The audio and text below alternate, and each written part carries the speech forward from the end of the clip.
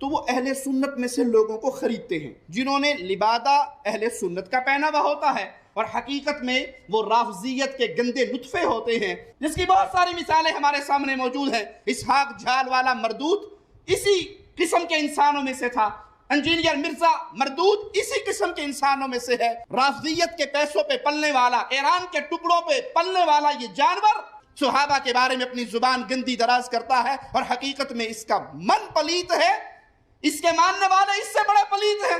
یہ مرزا جہلمی چھپا ہوا رافضی اہل سنت کا لبادہ اڑا ہوا، وہ بدبخت ہر وقت ہر ٹائم اس خاندان کے اوپر حملہ آور، اس خاندان کی توہین و تشنیع کرنا۔ ایک حدیث گڑی ہوئی ہے، ایک حدیث گڑی ہوئی ہے، ایک حدیث گڑی ہوئی ہے، یعنی مفہوم گڑا ہوا۔ حدیث تو درست ہے، کہتا ہے عمار کو فیا باغیہ قتل کرے گا، وہ عمار کو جہنم کی طرف بلاتا ہوگا، معاذ اللہ، وہ عمار کو جہنم کی طرف بلاتا ہوگا، اور یہ جو جہنم کی طرف بلانے والا گروہ تھا نا، معاذ اللہ، یہ امیر معاویہ کا تھا۔ امیر معاویہ نے قتل کیا تھا، امیر معاویہ معاذ اللہ جہنم کی طرف بلانے والے۔ آج جہلم کا ایک زبردست قسم کا رسوائے زمانہ انسان، اور مرزا علی الجہلمی کئی سوال ایسے ہیں جن کا جواب باقی ہے۔ تو ابن تیمیہ کی کیا بات کرتا ہے، کہاں پہ راجہ بھوج، کہاں پہ گنگو تیلی۔ حضرات گرامی کا تیری اوقات کیا ہے، تیری حیثیت کیا ہے، تیرا مقام اور منصب، تیرا مرتبہ کیا ہے۔ ہر ابن تیمیہ سے محبت کرنے والا تیرے وجود کے پر تھوکے گا، تیرے کردار پہ تھوکے گا، تیری سیرت پہ تھوکے گا، تیرے نسب العین پہ تھوکے گا، تیرے نظریے پہ تھوکے گا۔ حضرات گرامی کا جھوٹا ہے، یہ کذاب ہے، یہ مکار ہے، یہ دجال ہے، لوگوں کو اپنے دام تصویر میں پھنسانا چاہتا ہے، لوگوں کو سیدنا امیر معاویہ کی ذات اقدس سے برگشتہ کرنا چاہتا ہے۔ حضرات گرامی کا دیکھ لیجئے، میں آپ کو لا وجہ البصیرت یہ بات کہتا ہوں، مرزا کل بھی ذلیل تھا، مرزا آج بھی ذلیل ہے، اور انشاءاللہ مرتے دم تک یہ ذلیل و رسوا ہی رہے گا۔ یہ قادیانیت اور رفض کا جو مکسچر ہے، یہ شخص، یہ جہنم کا جہنمی، اور سن رہا ہوگا اس بھیڑیے نے وہ چیز کھینچ کے اللہ کے مقدس ولیوں پر لگانے کی کوشش کی، اس رافضی لونڈے نے وہ چیز ان ولیوں کی طرف جو ہے وہ معاذ اللہ منسوب کرنے کی کوشش کی۔ آج ہر بدبخت الو اٹھ کے جو ہے نا صحابہ کے خلاف بھونکنا شروع کر دیتا ہے، اور یہ زہر کا پیالہ پی لے گا۔ بتا دوں، حضرت معاویہ کے مسئلے میں بھی سامنے بیٹھنے کے لیے تیار نہیں ہے، یہ پی لے گا زہر کا پیالہ، یہ نہیں بیٹھے گا سامنے۔ یہ صرف بند کمرے میں بیٹھ کر لمبی لمبی پھینکنے والے لوگ ہیں یہ۔ اس کے بعد بھی کمبخت اگر تو یہ کہتا ہے نا کہ مناظر جھگڑا ہوتا ہے، سمجھ تو لوگوں کو الو بنا رہا ہے بیٹھ کے۔ تو علمی کتابی نہیں ہے، تو دنیا کا سب سے بڑا فسادی ہے، جس کا کام، جس کو کمبخت کو بٹھایا گیا ہے صحابہ کے خلاف بھونکنے کے لیے، تیرا کام یہی ہے۔ وہ ویڈیو میری یوں تھی، وہ ایک سمجھ لیں میرا قول زرعی کے طور پر اللہ تعالیٰ نے کیفیت طاری کی، تو میں نے کافی ویڈیوز میں وہ جملہ بولا ہے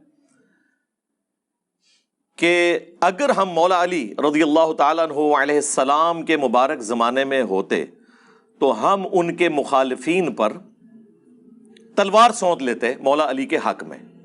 اس سے کس سنی کو انکار ہے، کس شیعہ کو انکار ہے کہ مولا علی حق پر ہے؟ تو ظاہر ہے پھر ہم نے حضرت علی کے ساتھ کھڑا ہونا تھا، ہم نے نیوٹرلز تو نہیں ہونا تھا، ہاں ہم نے تو مولا علی کے ساتھ کھڑا ہونا تھا۔ تو پھر اس میں نے مزید ایڈیشن کی، اور احترام کے ساتھ نام لے کر دنیا میں کون سا غالی رافضی ہے جو صحابہ کرام کے ناموں کے ساتھ رضی اللہ عنہ کہتا ہے؟ اور خصوصاً ان تین بندوں کے ساتھ تو کوئی سوچ نہیں سکتا، یہ تین بندے وہ ہیں جن کے ناموں کے ساتھ جو غالی رافضی ہیں وہ تقیۃً بھی رضی اللہ عنہ نہیں کہتے، باقیوں کے ساتھ وہ کمپرومائز کر جاتے ہیں، سیدنا ابو بکر، عمر، عثمان کے ساتھ رضی اللہ عنہم اجمعین وعلیہم السلام اجمعین، یا سیدہ عائشہ سلام اللہ علیہا۔ لیکن ان تین بندوں کے ساتھ حضرت معاویہ ابن ابی سفیان رضی اللہ تعالیٰ عنہ، مغیرہ ابن شعبہ رضی اللہ تعالیٰ عنہ، اور عمر ابن عاص رضی اللہ تعالیٰ عنہ، ان کے ساتھ بالکل کوئی تقیۃً بھی رضی اللہ عنہ نہیں کہتا۔ ان کو اب تکلیف ہی ہے کہ رضی اللہ عنہ کیوں کہتا ہے، نہ کہے۔ تو میرے بھائی ہم اس لیے کہتے ہیں کہ جس نسبت کا پاس ان لوگوں نے اس زمانے میں نہیں کیا، ہمیں آج کے اس پرفتن دور میں اس نسبت کا احترام ہے۔ یعنی اس شخص کی نسبت جس کی قبر مدینے میں ہے صلی اللہ علیہ وآلہ وسلم، ان کے ساتھ جس کا بھی صحابیت کا رشتہ ہے، لاکھ اختلافات علمی اپنی جگہ، لیکن احترام اپنی جگہ رہے گا۔ یہ کربلا کے اوپر ریسرچ پیپر لکھا، اگر حضرت معاویہ کا نام 50 دفعہ ہے نا تو 50 دفعہ پورا رضی اللہ عنہ لکھا ہے۔ ایون آپ بھی ساتھ کہیں لکھا نا، آپ، اس کے ساتھ بھی رضی اللہ عنہ لکھا۔ یہ کون کرتا ہے؟ یہ ہے ہمارا جو ٹالرنس کا لیول اور چیزوں کو علمی طریقے سے ہائی لائٹ کرنے کا طریقہ۔ اس کا تعارف انشاءاللہ میں اینڈ میں کروا دوں گا۔ تو جان بوجھ کے اس طرح کی چیزوں کو پکڑنا، اور اس میں نے ایک جملہ بولا کہ اگر ہم مولا علی علیہ السلام کے زمانے میں ہوتے تو ان کے حق میں ہم مخالفین کے خلاف تلوار اٹھا لیتے۔ امام بخاری سے یہ پوچھا جانا تھا کہ تم نے حدیث عمار لکھی ہے یا نہیں لکھی، اسی لیے انہوں نے لکھی ہے نا۔ یہ تو امام بخاری سے پوچھو کہ حدیث عمار کیوں لکھی، کہ حضرت صاحب آپ سے پوچھا جانا تھا کہ آپ نے حضور کی حدیث لکھی ہے کہ نہیں، اس لیے آپ نے ڈر کے لکھ دی۔ یقیناً پوچھا جانا تھا، اسی لیے لکھی۔ تو ہم تو بیان کر رہے ہیں، ہم تو ڈاکی ہیں، اور امام بخاری تو شاہی کوئی نہیں، یہ تو رسول اللہ کا فرمان ہے۔ میرے خیال میں جو حدیث عمار سے بھاگتے ہیں نا، وہ اپنے ایمان کی فکر کریں، وہ رسول اللہ پر تہمت لگا رہے ہیں۔ رسول اللہ سے بڑھ کر کوئی نہیں تھا اپنے صحابہ کا دفاع کرنے والا۔ اگر اللہ کے نبی یہ لحاظ نہیں کر رہے تو سرکار، میں تو کہتا ہوں اہل صفین قبروں سے نکل آئے نا، اور وہ آ کے کہیں حدیث عمار بیان نہ کرو، اور ان نکلنے والوں میں حضرت معاویہ رضی اللہ تعالیٰ عنہ، عمر بن عاص رضی اللہ تعالیٰ عنہ، اور مغیرہ ابن شعبہ رضی اللہ عنہ مجمعین ہی کیوں نہ ہو، تو ہم انہیں کہیں گے نہ سر، رکو ذرا، صبر کرو، ہم نے تمہارا کلمہ نہیں پڑھا، ہم نے کلمہ اس کا پڑھا ہے جس کی قبر مدینے میں ہے۔ بس تو تواڈے مولویاں دے 20 لاکھ سانوں کی تنگ کرن گے، تسی جنہاں دا دفاع کر رہے ہو بھی باہر نکلنا سی، انہوں نے بھی نہیں گل مننی۔ اور اس سے بڑھ کر ہم انہیں ساتھ یہ بھی کہیں گے کہ حضرت ہماری قسمت اچھی ہے کہ ہم آپ کے زمانے میں نہیں، ورنہ آپ کے اوپر تلوار ہم سونت لیتے مولا علی کے حق میں، اور آپ کی قسمت اچھی ہے کہ آپ ہم سے بچ گئے۔ لیکن اب ہم اپنی زبان تو کم از کم کھولیں گے، اس زمانے میں تو ہم نے تلوار بھی اٹھا لینی تھی، تو اب آپ تلوار سے بچ گئے ہیں لیکن زبان سے نہیں بچیں گے، اس لیے کہ رسول اللہ نے فرمایا۔ رسول اللہ سے ٹکر نہیں، وہ مولانا ساگ صاحب والی گل کہ نبی نے ٹکر لے لواں میں، نہیں، یہ نہیں ہو سکتا۔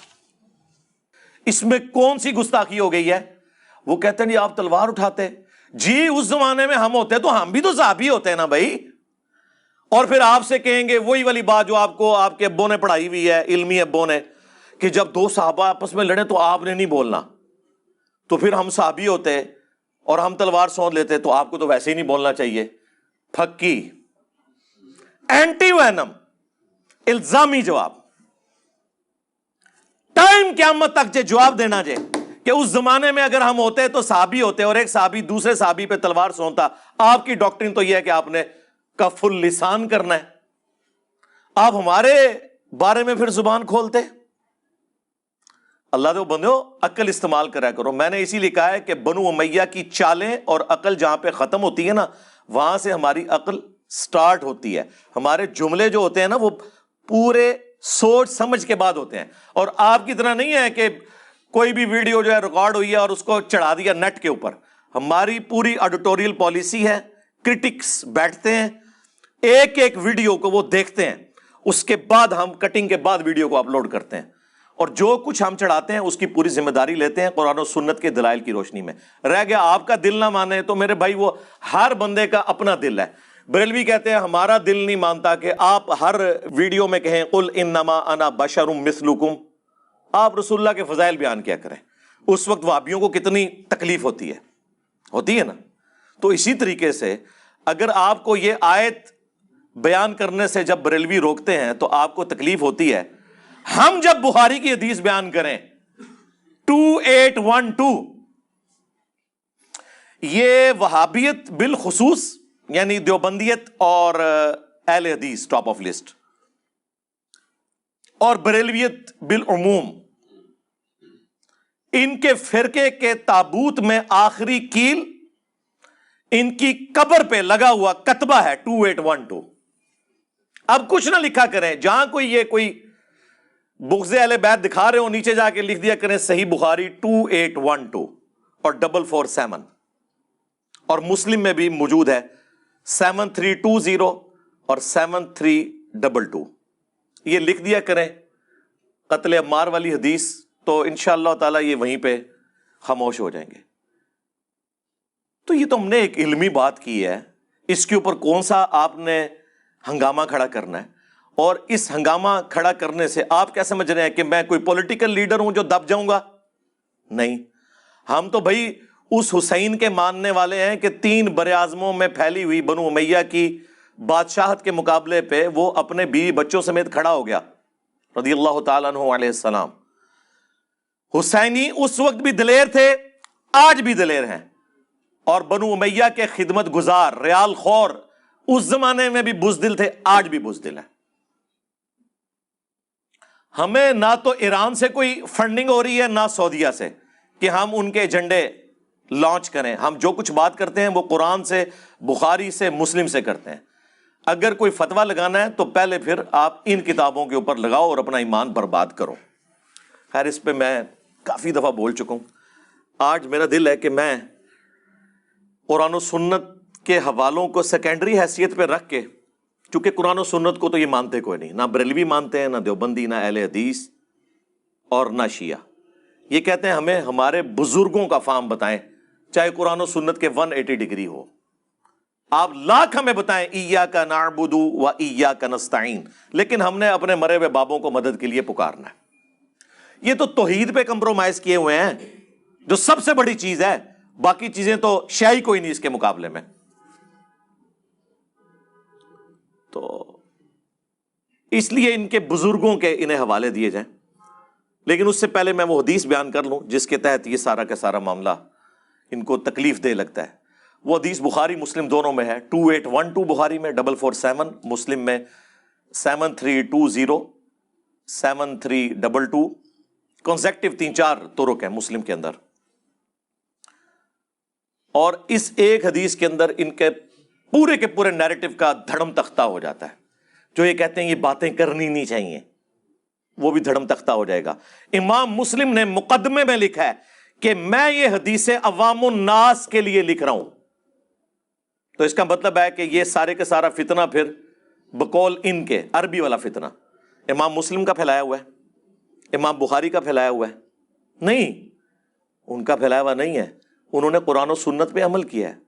سورۃ البقرہ کی آیت نمبر 159 اور 160 ہے، اللہ تعالیٰ نے کیٹاگوریکلی مینشن کیا ہے، اور میں نے ریسرچ پیپر کے سٹارٹ میں یہ آیات ڈالی ہیں۔ اعوذ باللہ من الشیطان الرجیم، بسم اللہ الرحمن الرحیم، ان الذین یکتمون ما انزلنا من البینات، بے شک وہ لوگ جو کہ چھپا لیتے ہیں جو ہم نے نازل کی روشن دلیلیں، والہدا اور ہدایت کی باتیں، من بعد ما بیناہ للناس فی الکتاب، بعد اس کے کہ ہم نے اسے اپنی کتاب میں بیان کر دیا۔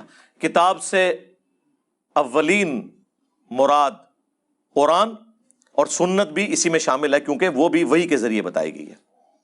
اولئک یلعنہم اللہ ویلعنہم اللاعنون، ایسے لوگوں پر اللہ کی لعنت، تمام لعنت کرنے والوں کی لعنت۔ جو قرآن و سنت میں آئی ہوئی چیزوں کو چھپا لیتے ہیں، الا الذین تابوا، سوائے ان لوگوں کے جو توبہ کر لیں، اور صرف توبہ نہیں، وَأَصْلَحُوا، اور اپنی اصلاح کر لیں، اور صرف اصلاح بھی نہیں، وَبَيَّنُوا، اور بیان بھی کریں وہ چیزیں جو چھپانی چاہیے، جن باتوں کو بیان کرنے میں سعودی عرب میں پابندی ہے جی۔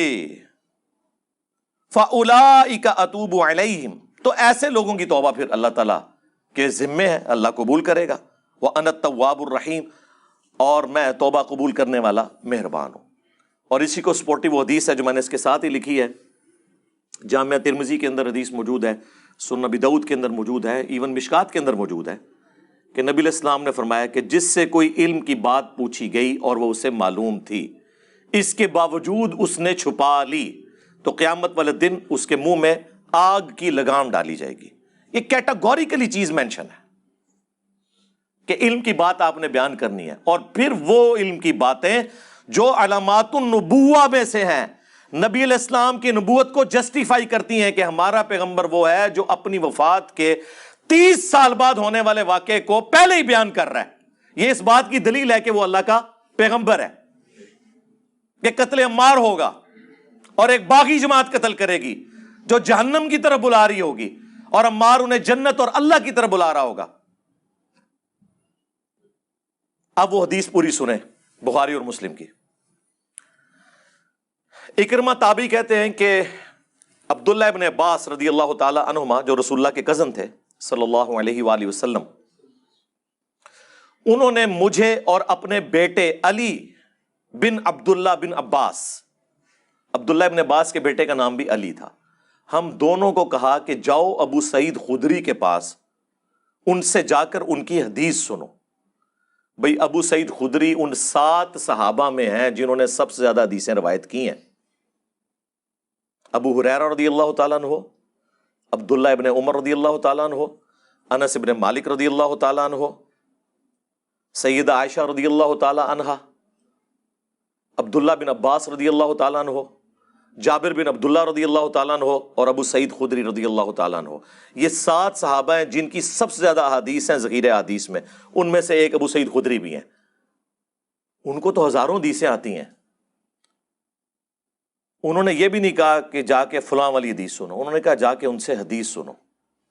اور وہ حدیث انہوں نے وہ بیان کی جس کو بیان کرنے کو یہ وہابی لوگ، دیوبندی اور اہل حدیث اور بریلوی گستاخی شمار کرتے ہیں. کہتے چھپانی چاہیے. ان کو نہیں پتا تھا چھپانی چاہیے. وہ کہتے ہیں ہم گئے تو ابو سعید خدری اپنے باغ کو پانی دے رہے تھے، ہم نے کہا ہم آپ سے حدیث سننے آئے. اب حدیثیں تو بہت تھیں. طارق جمیل صاحب حفظہ اللہ تعالیٰ کی طرح وہ سبحان اللہ و بحمدہ سبحان اللہ العظیم کی فضیلت بتا سکتے تھے.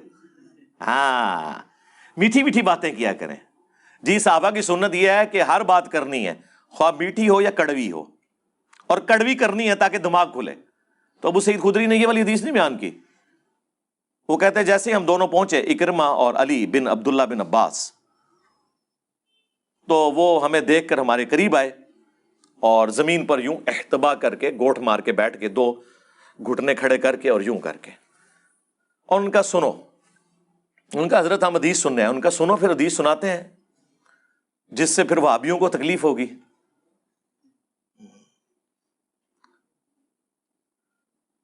انہوں نے کہا کہ مسجد نبوی کی تعمیر کا موقع تھا، باقی اصحاب ایک ایک پتھر اٹھا کر لا رہے تھے، اور یہ پتھر آپ نہ سمجھیے گا یہ آپ کی وہ 5-6 کلو کی اینٹ، نہ، بڑے جو پتھر ہوتے ہیں. اس وقت تو آپ عرب ملکوں میں چلے جائیں تو وہ کالے پتھر اور چٹیل قسم کے پہاڑ ہیں وہ. باقی لوگ ایک ایک پتھر اٹھا رہے تھے، اور عمار ابن یاسر رضی اللہ تعالیٰ عنہ کا جذبہ ایمانی دیکھیں، وہ 2 پتھر اٹھا رہے تھے. وہ کتنے بڑے پتھر تھے جو باقیوں سے ایک ایک اٹھ رہا تھا. اور عمار ابن یاسر اس وقت کوئی جوان نہیں تھے، یہ 50+ تھے ایٹ لیسٹ، کیونکہ 93 ایئرز کی ایج میں المستدرک للحاکم میں آتا ہے جنگ صفین میں شہید ہوئے ہیں. اس وقت 93 ایئرز کے تھے وہ. تو مسجد نبوی کی تعمیر کے وقت تقریباً وہ آلموسٹ 60 سال کے قریب تو ہوں گے. 50 سال کہہ لیں چلیں. نبی الاسلام کی 11 ہجری میں وفات ہوئی ہے، اس کے آلموسٹ 30 سال بعد وہ شہید ہوئے ہیں. تو 30 سال وہ کر لیں، 40 یہ کر لیں، تو 50 وہ بنتے ہیں. آلموسٹ 50+ تھے. 2 بڑے بڑے پتھر. نبی الاسلام کو پیار آ گیا. آپ نے اپنے مبارک ہاتھوں سے ان کی داڑھی اور سر سے مٹی جھاڑی اور کہا وائے عمار، ہائے ہائے کیا درد ہے اس حدیث میں. اس کے اندر محذوف ہے کہ تو عمار اتنی قربانیاں اسلام کے لیے دے رہا ہے. تیرے ماں باپ پہلے شہداء اسلام کے سیدہ سمیہ اور سیدنا یاسر رضی اللہ عنہما علیہم السلام. اچھا، ان 2 شہداء کا تو بتایا گیا کہ ابو جہل نے مارا تھا. عمار ابن یاسر کو کس نے مارا تھا وہ نہیں کبھی آپ کو بتائیں گے یہ، کیونکہ پھر آپ سے لوگ پوچھیں گے کہ کس رضی اللہ عنہ نے کس رضی اللہ عنہ کے کہنے پر عمار رضی اللہ عنہ کو شہید کیا. اس لیے یہ نہیں آپ کو بتائیں گے. ان کے ماں باپ کا بتائیں گے، آپ کے کورس کی کتابوں میں بھی ڈالیں گے آدھا سچ. وائے عمار، تو اسلام کے لیے اتنی قربانیاں کر رہا ہے نا، تیرا جذبہ بھی مجھے نظر آ رہا ہے. یہ حضور کے جذبات کا اظہار میں اپنی زبان میں کر رہا ہوں. افسوس ابن سمیہ، تجھے ایک باغی جماعت قتل کرے گی، تو انہیں اللہ اور جنت کی طرف بلا رہا ہوگا، اور وہ جماعت تجھے جہنم کی آگ کی طرف بلا رہی ہوگی. یعنی مولا علی رضی اللہ تعالی عنہ وعلیہ السلام کی پارٹی کو جنت کی طرف بلانے والی پارٹی اور اللہ کی طرف بلانے والی جماعت. اور ان کے مخالفین کو نبی علیہ السلام نے فرمایا میں نے نہیں سرکار، ٹکر لینی ہے تو ان سے لو اور اپنا ایمان برباد کرو. جہنم کی طرف بلانے والی باغی جماعت. 2 جملے، 2 فتوے رسول اللہ کے. آپ تو مولویوں کے فتوے لے کے پھرتے ہیں نا، ہم تو رسول اللہ صلی اللہ علیہ وآلہ وسلم کا فتویٰ لے کے چل رہے ہیں. مسند احمد کھول لیں، اوپر تلے کئی احادیث ہیں جو میں نے اپنے ریسرچ پیپرز میں بھی ڈالی ہیں کہ جنگ صفین کے موقع پر حضرت ابو الغادیہ رضی اللہ تعالیٰ عنہ جو صلح حدیبیہ کے صحابی تھے، انہوں نے عمار بن یاسر کو شہید کیا. حضرت معاویہ کی طرف سے لڑتے ہوئے وہ آئے تھے اور حضرت عمار مولا علی کی طرف سے لڑ رہے تھے. بعد میں وہ پوری زندگی روتے تھے کہ مجھ سے قتل عمار ہو گیا، اور انہیں یہ حدیث بھی پتا تھی، اور یہ حدیث مسند احمد میں خود انہوں نے بیان کی ہے کہ عمار کا قاتل اور مال لوٹنے والا جہنم کی آگ میں ہے. ابن حجر اسقلانی نے بڑی کوشش کی کہ مسلم کی حدیث فٹ کر دی جائے کہ اسے صلح حدیبیہ کی فضیلت کام آ جائے گی. تو محدث اعظم سعودیہ جو البانیہ کے رہنے والے تھے، شیخ ناصر الدین البانی، جسے وہابی لوگ اس دور کا امام بخاری کہتے ہیں، 1999 میں ان کی ڈیتھ ہوئی. انہوں نے سلسلہ احادیث صحیحہ میں 2008 نمبر حدیث میں پوری تفصیل کے ساتھ اس کے اوپر ڈسکشن کی، اور انہوں نے کہا کہ یہ بہت باطل اور مشکل تعویل ہے جو آپ کر رہے ہو. جب رسول اللہ نے واضح فرما دیا کہ عمار کا قاتل اور مال لوٹنے والا جہنم کی آگ میں ہے، تو اب صلح حدیبیہ کی فضیلت اس سے اٹھ جائے گی، کیونکہ جب خاص بات آ جائے تو عام فضیلت اٹھ جاتی ہے. اور یہ وہ فارمولہ ہے جو مولویوں کو پتہ ہے، یہاں کے فیل ہو جاتے ہیں. خیر وہ ٹاپک پھر اور طرف چل پڑے گا، میں اگر اس کے اوپر تفصیلی بیان کروں. شیخ البانی نے کلیئر کٹ اس کو ایکسیپٹ کیا، ان احادیث کو، اور ان کو بھی پتہ ہے. اب مجھے بتائیں، عمار بن یاسر رضی اللہ تعالیٰ عنہ کے حق میں بولنا، مولا علی کے حق میں بولنا، یہ کب سے جرم بن گیا؟ اور یہ کہاں سے جرم بن گیا کہ ہم اس زمانے میں ہوتے تو تلوار سونت لیتے، اس لیے کہ بھئی ہم بھی ایٹ لیسٹ تابعی یا صحابی تو ہوتے، اور جب 2 صحابہ آپس میں لڑ پڑے تو آپ نے تو کف اللسان کرنا ہے.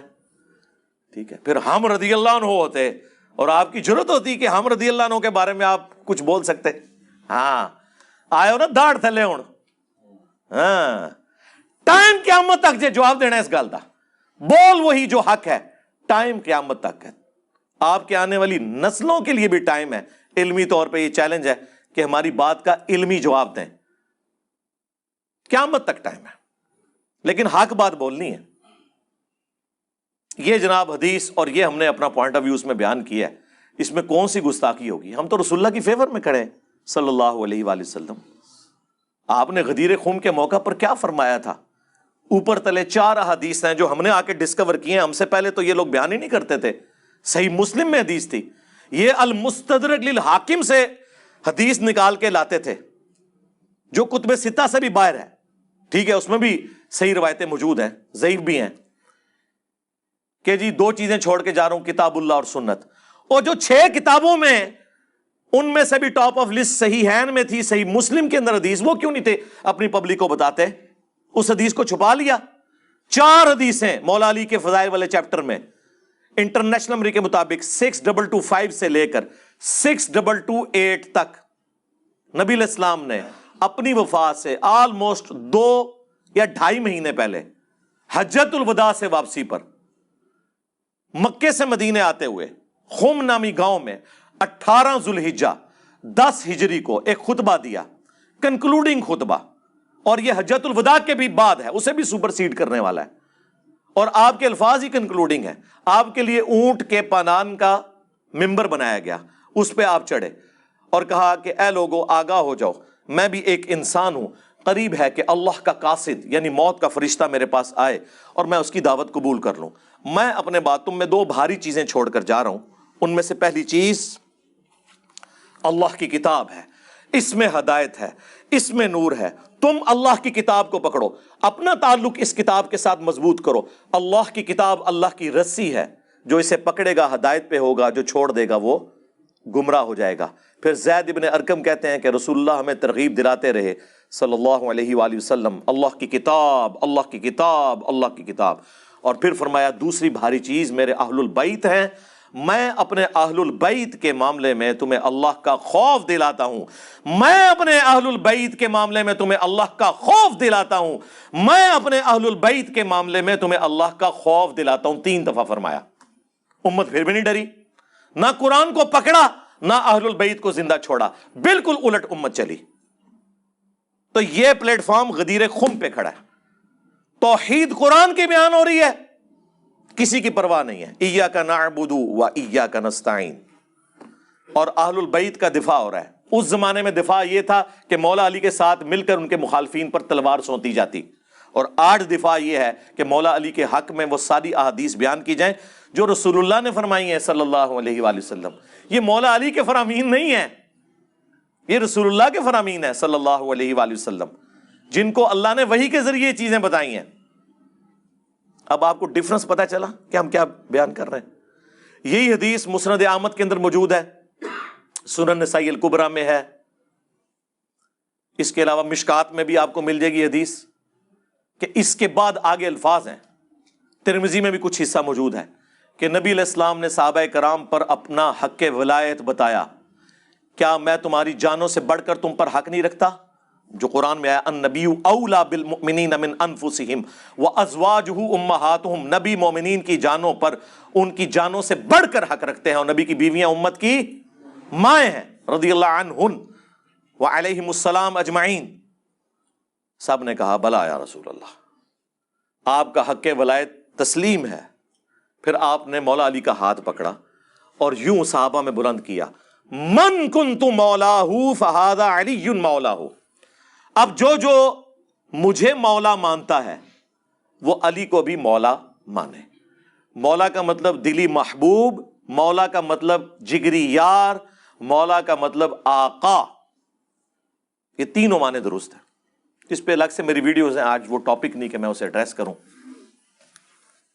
اور پھر آپ نے ساتھ یہ بھی فرمایا اے اللہ اس سے دوستی رکھ جو علی سے دوستی رکھے، اور اس سے دشمنی رکھ جو علی سے دشمنی رکھے.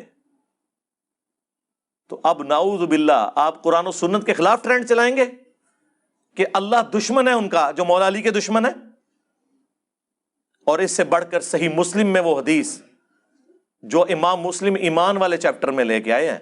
مزے کی بات ہے یہ حدیث ہونی چاہیے تھی مولا علی کے فضائل کے چیپٹر میں، 6000 سے اوپر اس کا نمبر ہونا چاہیے تھا. جس طرح یہ 6225 سے 6228 ہے، ادھر ہونی چاہیے تھی یہ حدیث. یہ حدیث امام مسلم نے مسلم کے شروع میں ایمان والے چیپٹر میں لی 240 کہ مولا علی کہتے ہیں کہ نبی امی نے مجھ سے عہد لیا تھا صلی اللہ علیہ وآلہ وسلم. اور پھر ساتھ انہوں نے ایک جملہ بولا، اس ذات کی قسم جس نے دانے کو پھاڑ کر اناج کو اگایا اور تمام مخلوقات کو پیدا کیا، نبی امی نے مجھ سے یہ عہد لیا تھا کہ اے علی صرف مؤمن ہی تجھ سے محبت کرے گا اور صرف منافق ہی تجھ سے بغض رکھے گا. محبت علی از دا لٹمس ٹیسٹ آف ایمان. اس حدیث کا کیا کریں گے؟ بالکل واضح احادیث ہیں.